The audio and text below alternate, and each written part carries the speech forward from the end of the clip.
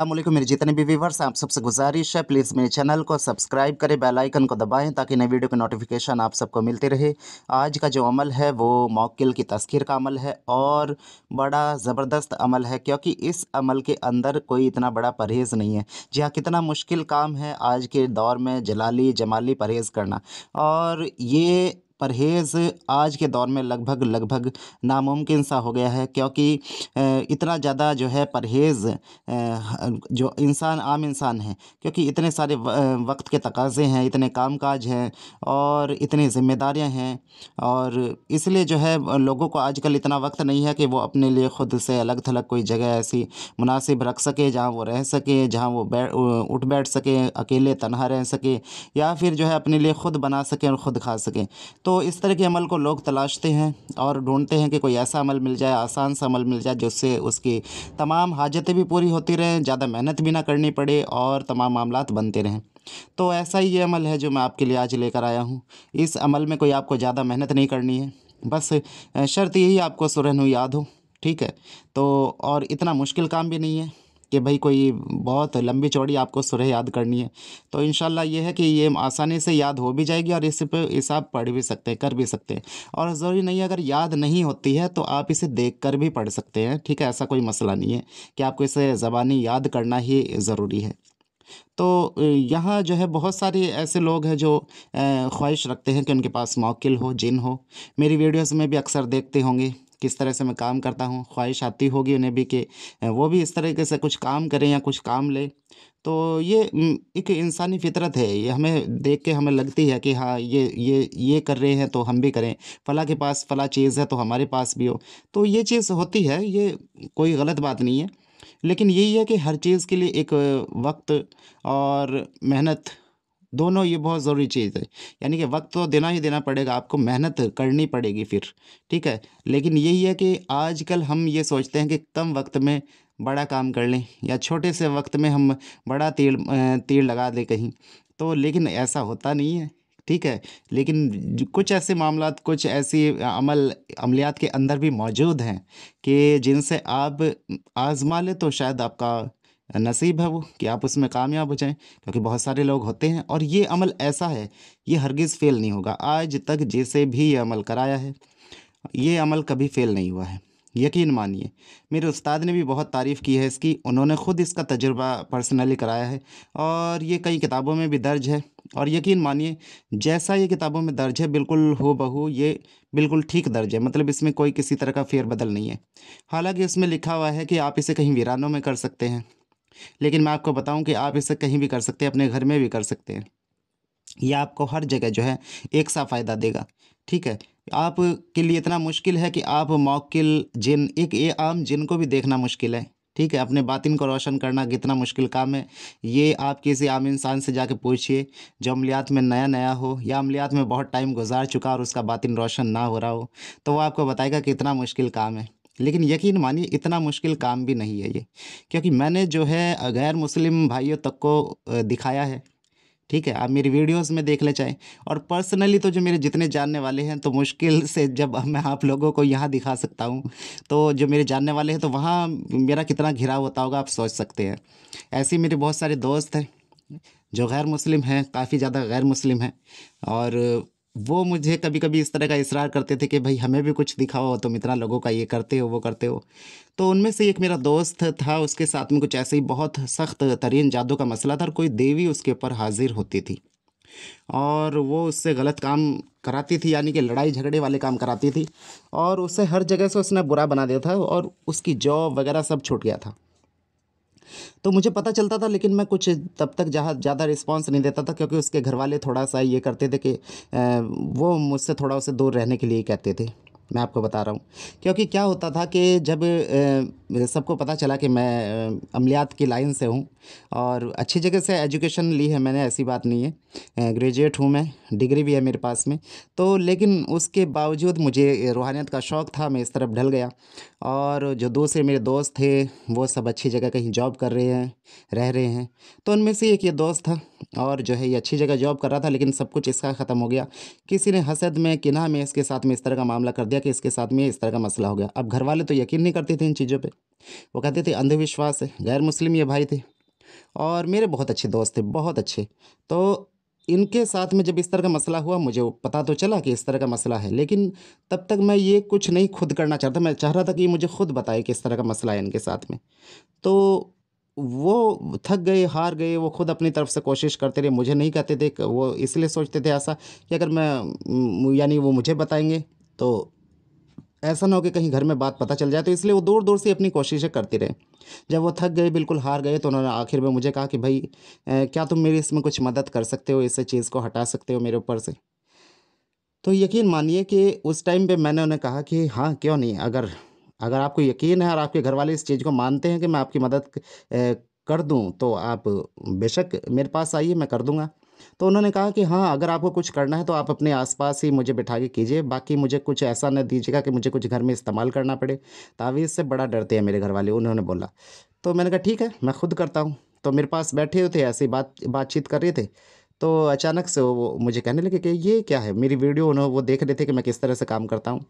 तो उन्होंने कहा ये क्या है? मैंने कहा ये नज़र खोलिए। कहने नज़र क्या है? मैंने कहा थर्ड आई होती है, इससे देखते हैं मामलात को, या कोई भी ऐसे गैबी मखलूक से कुछ काम लेना। तो कहने लगे मुझे दिखा सकते हो, मुझे करा सकते हो। मैंने कहा हाँ, दिखा सकता हूँ, लेकिन तुम क्यों देखना चाहते हो? आप तो पहले से ही जो है रूहानी मसले मसाइल से परेशान हैं, आप और ज़्यादा परेशान हो सकते हो। तो उन्होंने कहा कि चलो इसे ख़त्म करो फिर जो भी कुछ है आप। तो मैंने कहा ठीक है। अब मैंने जो उधर से हुक्म लगाया, उन्होंने कहा कि मैंने कहा क्या चाहते हो इससे, कि इसे कैद तो ये हो नहीं सकती है क्योंकि ये देवी है, और जो है हाँ, इसे हटा सकता हूँ, ना इसे मारा जा सकता है। तो उन्होंने कहा कि अच्छा, मारा नहीं जा सकता है, मैं तो चाहता था कि इसे मार दो और इसे जो है तुम्हारी जो तुम ये क्या बोलते हैं मलाइकुल मौत, उससे इसे कत्ल कराओ। तो मैंने कहा ठीक है, अगर तुम ये चीज़ चाहते हो कि अगर वहाँ से काम लेना चाहते हो तो वहीं से ही लेते हैं। मैंने जो है वहीं पे मेरे पास एक अज़ीमत थी जिसमें हज़रत इज़राइल अलैहिस्सलाम का नाम आता है। उस अज़ीमत से मैंने काम लिया। दरअसल मैं काम अज़ीमत से नहीं लेता हूँ, आपने मेरी वीडियोज़ में भी देखा होगा, मैं अक्सर कर नाम ही लेता हूँ। मैंने नाम लेके पुकारा, अब उन्हें बहुत सारे मलाइक दिखने शुरू हो गए, फ़रिश्ते दिखने शुरू हो गए। अब वो बोलते हैं कि मुझे तो कुछ उड़ता हुआ दिख रहा है और बड़े-बड़े पंख हैं और बहुत नूरानी चीज़ें दिख रही है।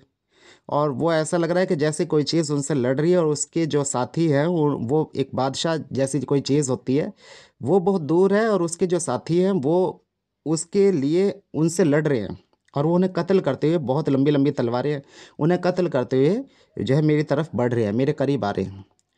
तो ये क्या है? ये चीज़ यही है, मैं ये चीज़ बताने की कोशिश क्या कर रहा हूँ आपको, ये बताने की कोशिश कर रहा हूँ कि वो गैर मुस्लिम भाई थे, मुसलमान नहीं थे।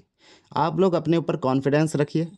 आप लोग जो अमलियात को करना चाहते हैं, अमलियात का शौक़ रखते हैं, तस्खीर मौक्किल का शौक़ रखते हैं, जिन का शौक़ रखते हैं, परी का शौक़ रखते हैं, हमज़ाद का शौक़ रखते हैं, या वो चाहते हैं कि उनके बातिन रोशन हो जाए, तो सबसे पहले तो इस बात पे यकीन कर लें कि वो जो है मुसलमान है और अल्लाह ताला ने रूहानियत उनके अंदर पहले से कायम रखी है। अब उस रूहानियत को उस लेवल तक उन्हें बढ़ाना है कि वो इन चीज़ों से राब्ता कायम कर सकें। समझ रहे हैं आप?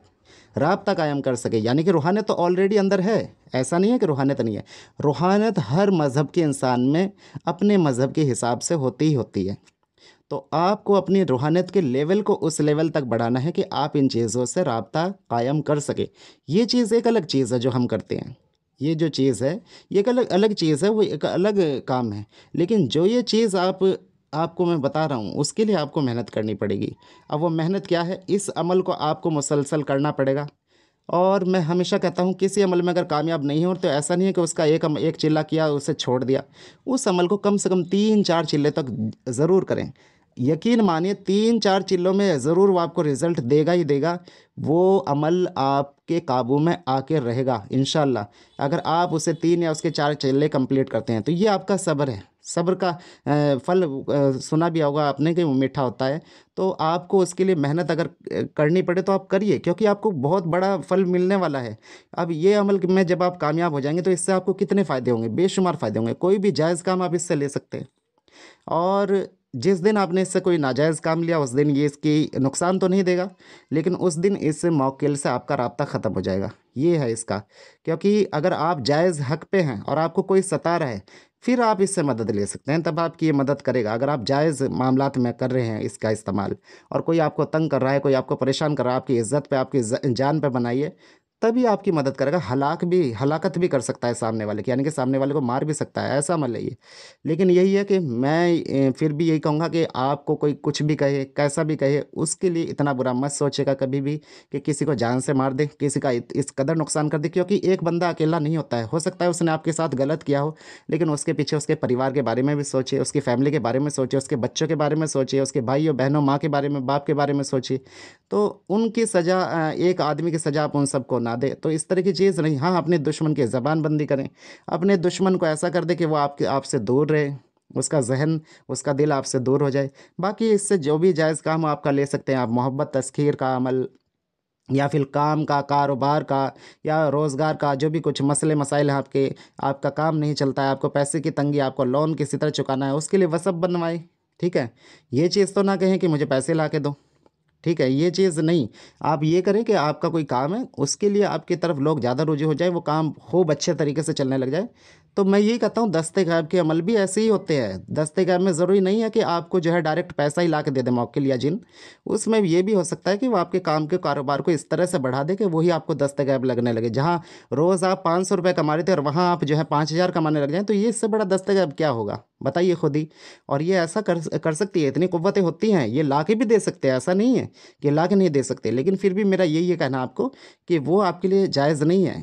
तो अगर आप इस चीज़ को समझते हैं, जायज़ और हराम को, हलाल को समझते हैं, तो फिर इस बात को भी समझें कि जो मैंने बताया है, वो चीज़ करें, उसे तरीके से इस्तेमाल करें। तो तरीके से इस्तेमाल करेंगे तो ये चीज़ भी आप पे और मुसख्खर होकर और मोहब्बत में और प्यार से आपके साथ रहेंगी। वरना ये मौके तलाशती हैं कि कब इन्हें मौका मिले और कब ये फ़रार हों।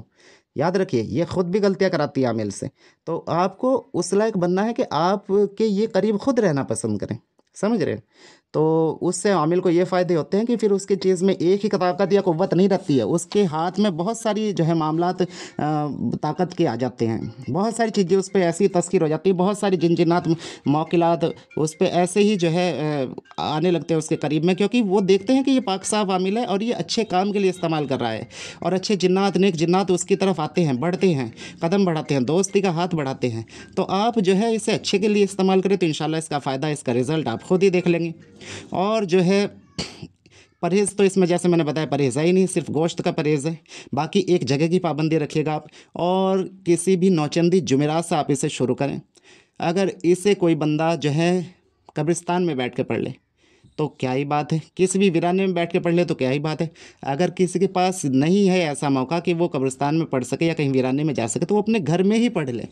यकीन मानिए, बस एक वक्त मुकर्रर पे पढ़ ले, एक टाइम पे इसे पढ़ ले, तो इंशाल्लाह वो फ़ेल नहीं होगा। अगर बाय चांस उसकी नज़र ना खुले इस अमल से, उसे मौकिल नज़र ना आए, अब इसका भी सॉल्यूशन सुन लीजिए। ये मौकिल ऐसा है कि अगर ये कामयाबी ना हुई हो और मौकिल तस्खीर यानी कि हाजिर ना हुआ हो, तो वो मौकिल आपकी बातनी में भी काम करेगा। यानी कि आप उसका हुक्म लगाएं पढ़ के, इंशाल्लाह वो फ़ौरन आपका काम करेगा, फ़ौरन काम करके देगा। आप इसे 5 मरतबा पढ़ें और 5 मरतबा पढ़ के आप हुक्म लगाएं मौकिल को कि मौकिल हाजिर हो और ये मेरा फ़ला फ़ला काम है, आप इसे करें। इंशाल्लाह वो काम करके देगा आपको।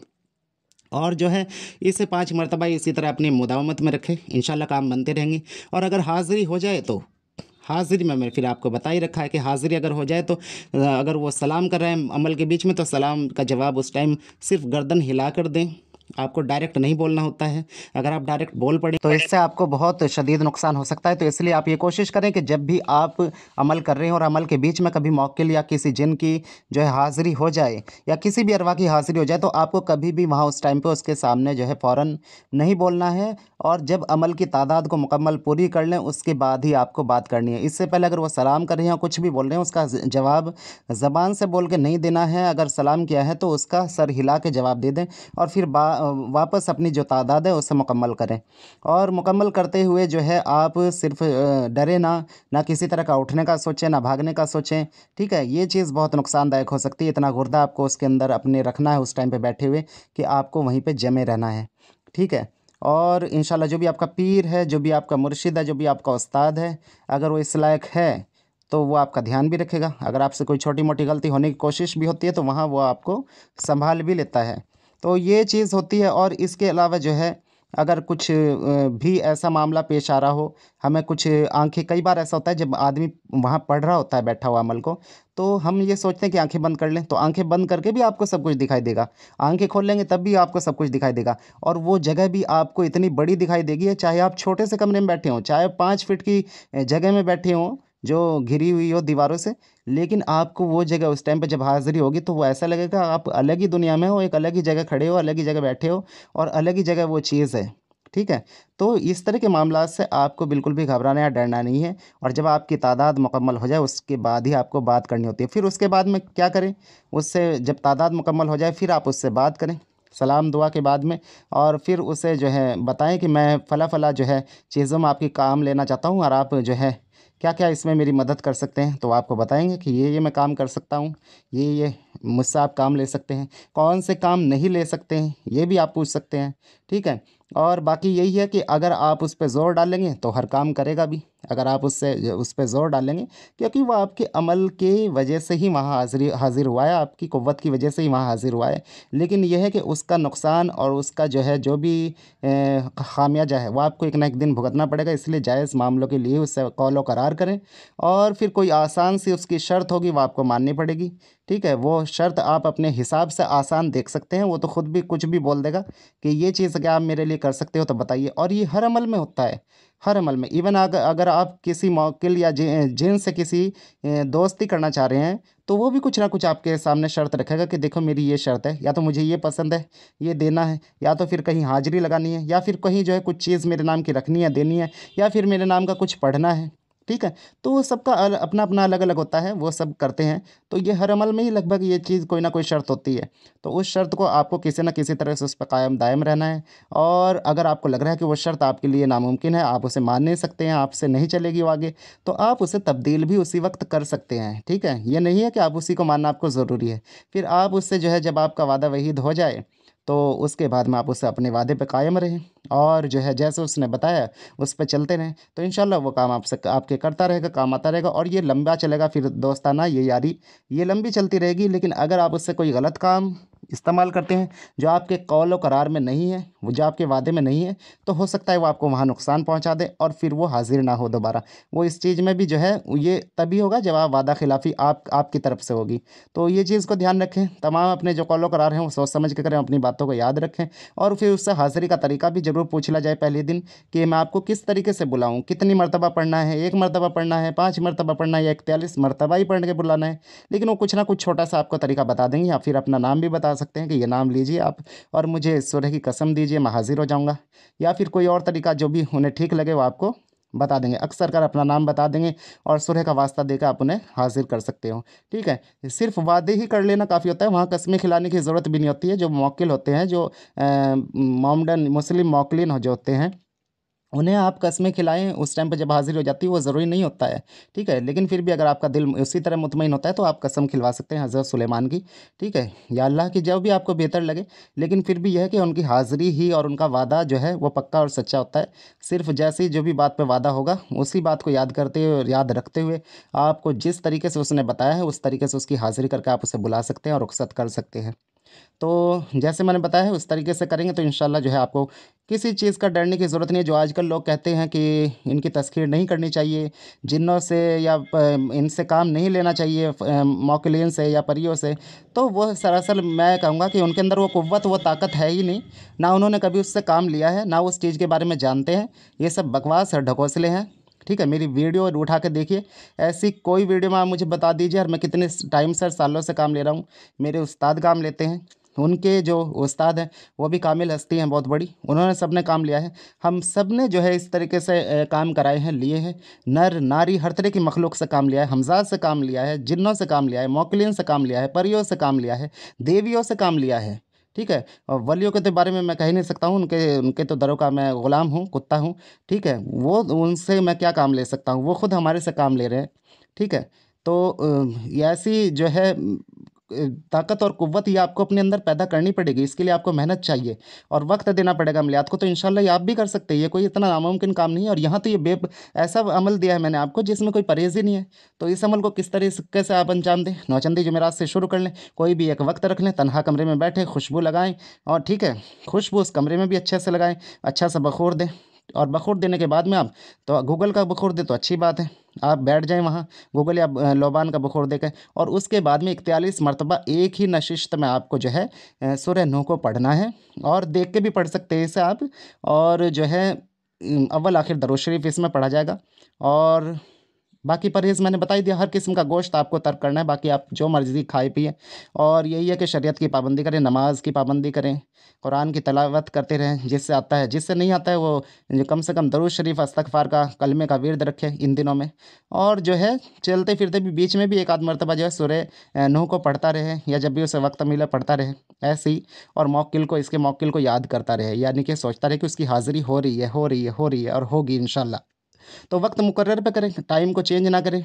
और पढ़ते हुए किसी से बात नहीं करनी है, खामोशी इख्तियार करनी है। अगर वज़ू टूट जाए, बाय चांस अगर वज़ू टूट जाए तो वज़ू को वापस उठना है, किसी से बोलना नहीं है। अपनी जगह से उठे, वापस वज़ू बनाई और जाके फिर वापस बैठ के उसी तादाद, उसी जगह से जहाँ से भूले थे, जहाँ से छोड़ दिया था, पढ़ना शुरू कर दे। तो इंशाल्लाह जो है वो अमल उसी तरह मुकम्मल होगा और उसमें किसी तरह की कोई ख़ामी नहीं होगी। ठीक है, आप इस अमल को करें और अपने मुर्शिद, अपने उस्ताद की निगरानी में करें, उनसे इजाज़त लेकर करें। मेरी इजाज़त उन्हीं लोगों को है जिनका कोई उस्ताद है, जिनका कोई मुर्शिद है। इसकी वजह मैंने पहले भी बताई है, मैं अभी बताता रहा हूँ। इसमें कोई मेरा निजी फ़ायदा नहीं है या मैं कोई ऐसी बात सोच के ये चीज़ नहीं बोलता हूँ। मैं सिर्फ़ ये सोचता हूँ कि आपको नुकसान नहीं होना चाहिए। आप लोगों को किसी तरह का अगर फ़ायदा नहीं हो रहा है तो नुकसान भी नहीं होना चाहिए। इसीलिए कहता हूँ इजाज़त ले के करें। ठीक है, मुझसे नहीं लेना, अपने उस्ताद से लें, अपने पीर से लें और करें।